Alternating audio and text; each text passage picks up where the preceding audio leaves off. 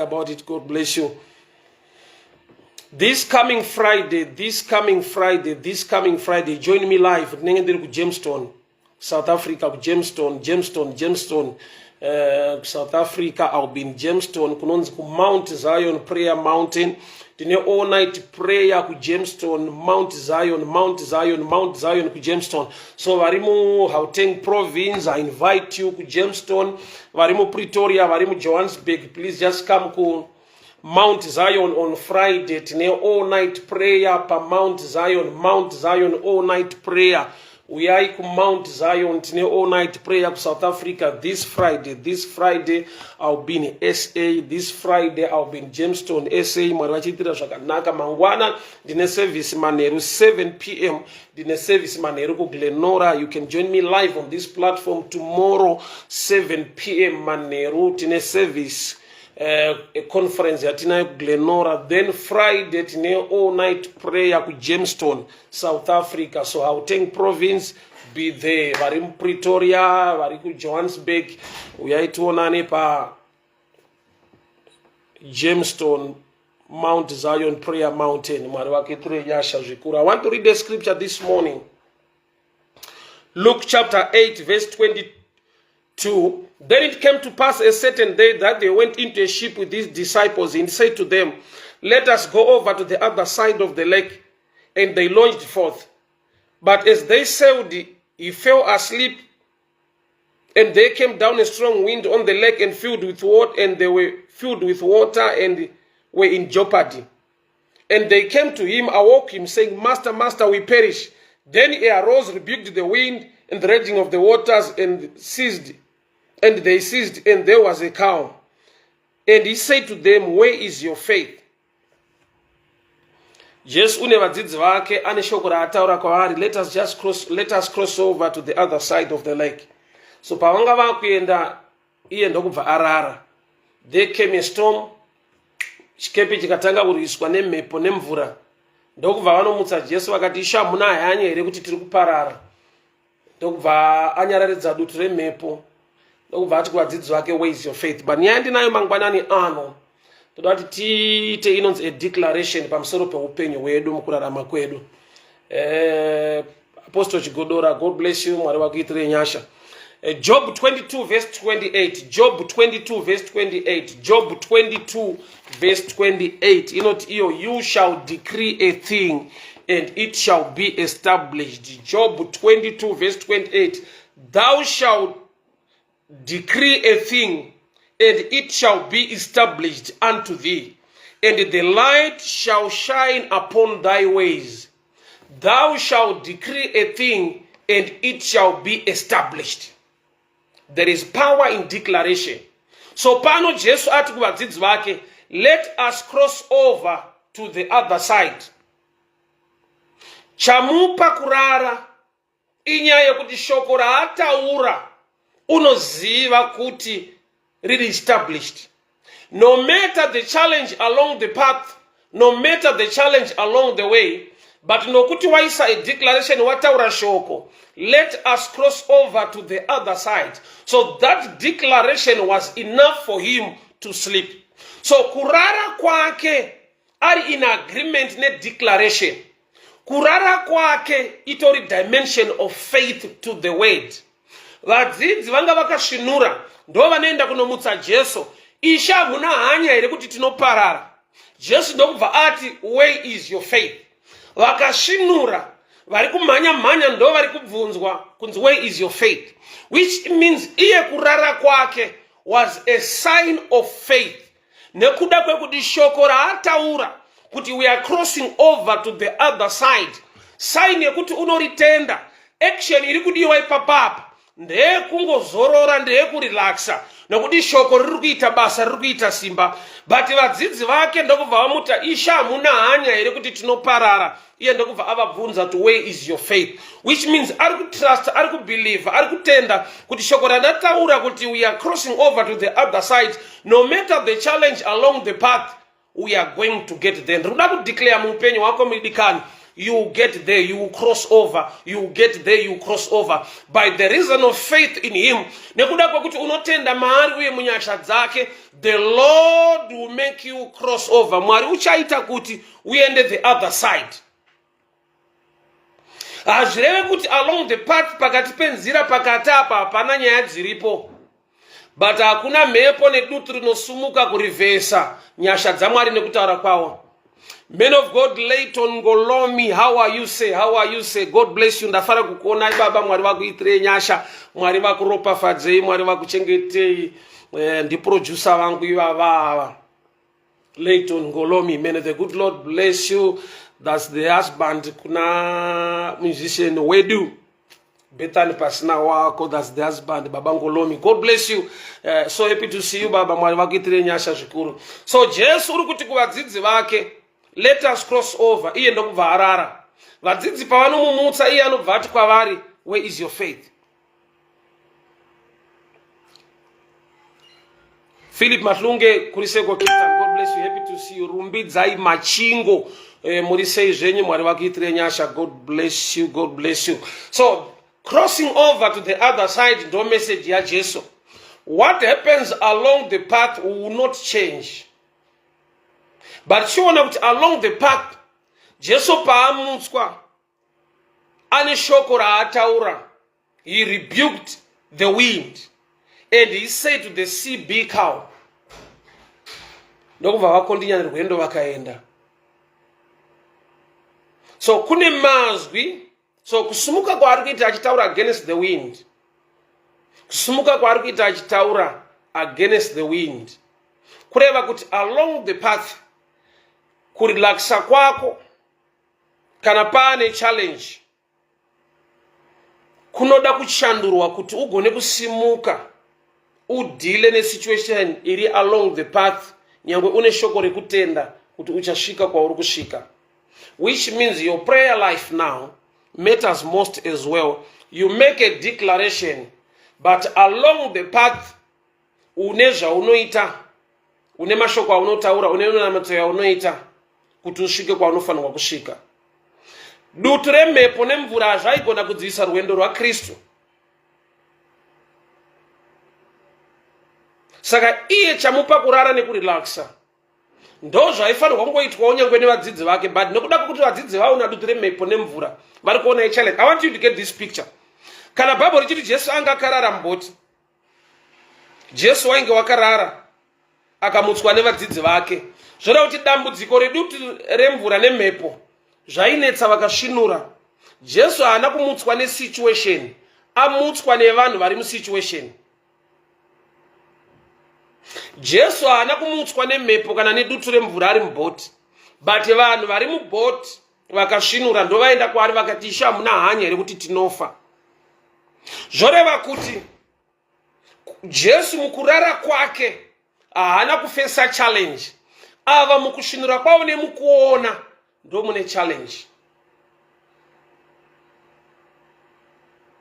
Zvaita kuti dai vanga vakarara naJesu vaende kwavari kuenda vasina kumutsa Jesu, but nokuti vamutsa Jesu, so Jesu paari kuita chinhu ichi hazvireve kuti haasi kutenda mushoko raataura kuti we are crossing over, but for the sake yevanhu vari lesa in faith, kuti vasina faith, nokuti akazovabvunza kuti where is your faith? So whenever faith is missing, inosimudza zvinhu against us, which means the real problem pano haisi mhepo, or I thought mhepo I problem, but nyaya homberi kuadreswa naJesu adresa zvinhu zvitatu. He rebuked the wind. Number 2, obvunza vadzidzi vake kuti where is your faith, which means absence yefaith inoattracta presence yezvimwe zvinhu zvinorwa nesu muupenyu, which means faith is also like a shield. Absence yefaith ndo yakatrigger the coming of the wind. Kana Jesu ati let us cross over, soko iroro rinofanirwa kuunza protection against the boat. Declaration iyo yatova established, but mubhoti raari Jesu nevadzidzi vake there is something missing. Chanzi naJesu, where is your faith? So which means the absence of faith attracts the challenge nyangwe paitwa declaration. Because declaration must be protection and security. Let us cross over. Zvoreva kuti mhepo nedutu remhepo nemvura zvinofanirwa kuavoida kuchallenge bhoti rina Jesu. Nokuti paitwa declaration iri established. But Jesu paanoti kuvadzidzi vake, where is your faith? Which means the absence of faith. No law of attraction to the storm.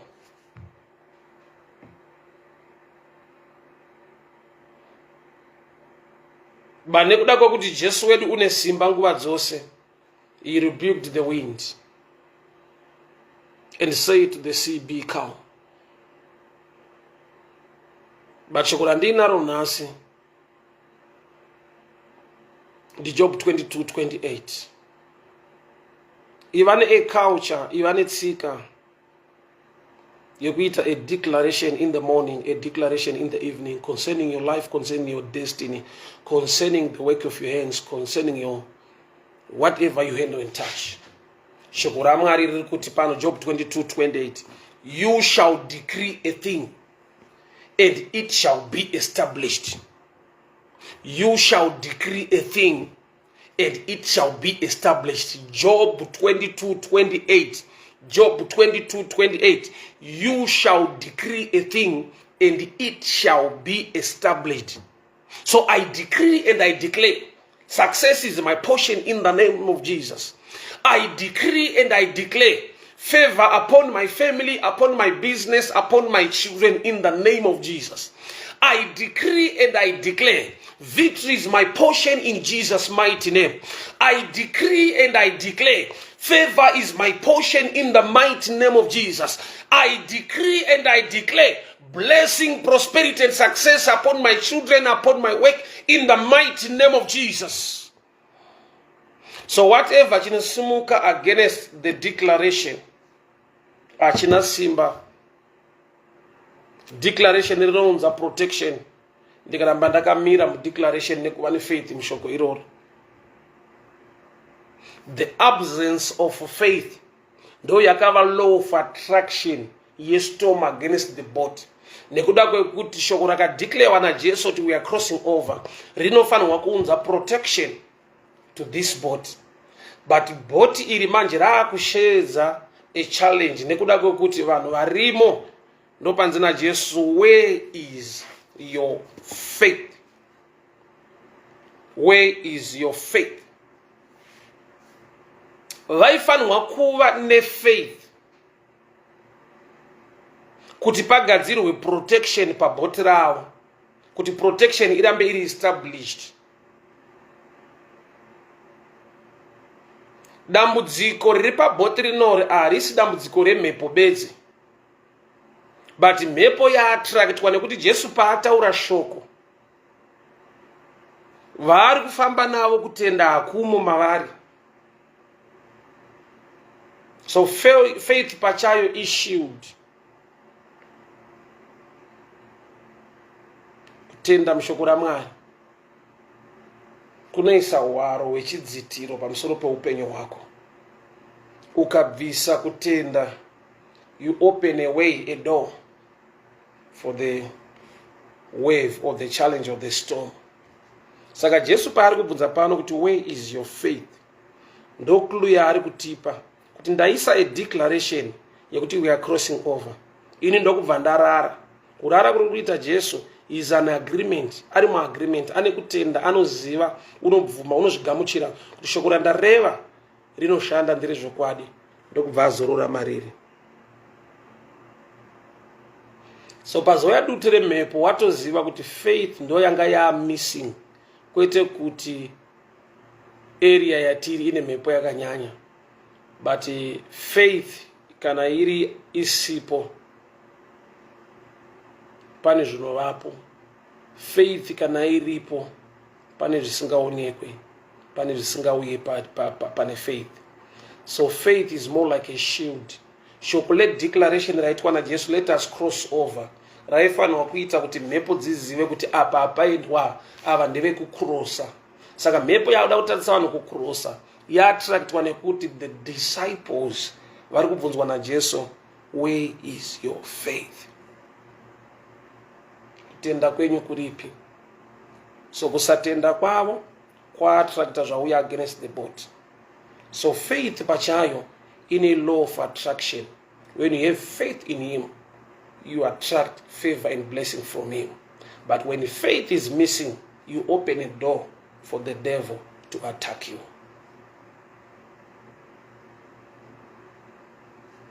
Father, we thank you for your word. We thank you for your grace. We thank you for your favor.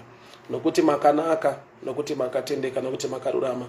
Gari wangu ilikudzwe stari nyina matko libatwe na uchene muzita la Jesu Kristo Nazareta. Amen and amen. God bless you people. God bless you. So variku South Africa, that's Pretoria and Johannesburg. Nema areas are around. We are Mount Zion on Friday.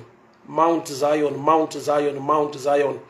Dinenge dina praise Govea, I will be singing there. Dina my banda, she is a worshipper, she will be singing also there. Yokozuna we Zimbabwe, Anengariko. So join me Mount Zion this Friday. I will be ministering. There will also be deliverance. On Mount Zion there shall be deliverance. So variku Johannesburg, neku Pretoria, join me this Friday. But vari muno Harare mangwana tine conference ku Glenora kwa Apostle Chikaka ku Glenora. That's a fire conference. I'll be ministering tomorrow. So God bless you. Mwari wakuitire nyasha, mwari wakuropa fanze. Cape Town ndichazuya maybe October. But this Friday it's Mount Zion. This Friday it's Mount Zion Gemstone. Today through Gemstone this Friday. Tine all night prayer pa Mount Zion Gemstone. Then 12 September, tinenge tiri ku Brits, today tiri ku Brits, 12 September, tinenge tiri mu Gauteng province as well ku Brits. God bless you people. Ketimbewe, a good morning to you. And this see and love. God bless you. Simon Marumisa, Georgina Manatsa. God bless you people of God. Muskwere munyasha, mwari wakuchengetei, mwari wakugonesei. Finlay Valentine, I'll be in Wange and Vic Falls around 20 October. 20 October I'll be in Vic Falls. 20 October I'll be in Vic Falls. Judith Gwatirisa, God bless you. Nokutula Manyangadze, God bless you. My Denzo Zaranyika, God bless you. Kudakwashe, God bless you. Takadi, how are you? Brenda Nyamadzao, God bless you. Andisi Wendlove, God bless you. Philip Mashunge, Molini Magazine, how are you? God bless you. Margaret Zimun, Ronnie Kadimiti, God bless you. Wishes Muterongara, God bless you. Lois Magaya, God bless you. God bless you. Marewaki Trenyasha, Margaret Zimun, Jao Jodene, God bless you. Comfort Masia, Manden Debele, God bless you. Marewaki Trenyasha. Thank you so much, guys. Thank you so much. Bye bye. Tsanganise Jakari Mangwana. Mwariwa Kitri Nyasha. Mwariwa Grupa Fanzemai Wendita Pera. God bless you. I'll see you on Mount Zion. Mwariwa Chititra Nyasha. Ikoko, God bless you. Daylight, how are you? Bongai Nyasha. Musima, God bless you. So join me live tomorrow 7 p.m. Glenora Tine Conference. Then Friday, Mount Zion, South Africa. God bless you. Mwariwa Kitri Nyasha. Bye bye. Pastor Josh Case, how are you, my brother? How are you? God bless you. God bless you. Happy to see you. Happy to see you. God bless you. Leonard Chikondani, Chikondi, God bless you. Kudakwashe, how are you? Knowledge Mchichi, God bless you. Fred Dimrewa, Tawanda Mugabe, how are you? Brian Mklanga, God bless you. Florence Chapotera, Rumbidzaim Keto, God bless you. Nyasha Wiseman, how are you? Alice Musoko, Morise Zweni Tawanda Gumbo, God bless you. Raymond Mukwenya, God bless you. Mwanawakitire Nyasha, Mike Madukani, Jeff Gumbo Chitowa, God bless you. Bye bye, guys. Father, I pray over the viewers. I speak blessing, protection, and favor upon their lives. I decree and I declare success to be their portion. Every plan of the enemy be put to shame. Every negative voice be silent. I speak blessing, protection, and favor. Ndotara kudzikinirwa kuchengetwa nekugoneswa muzita ra Jesu Kristo Nazareta. Amen and amen. God bless you. God bless you. God bless you. Bye bye. Tisanganisike zvakare.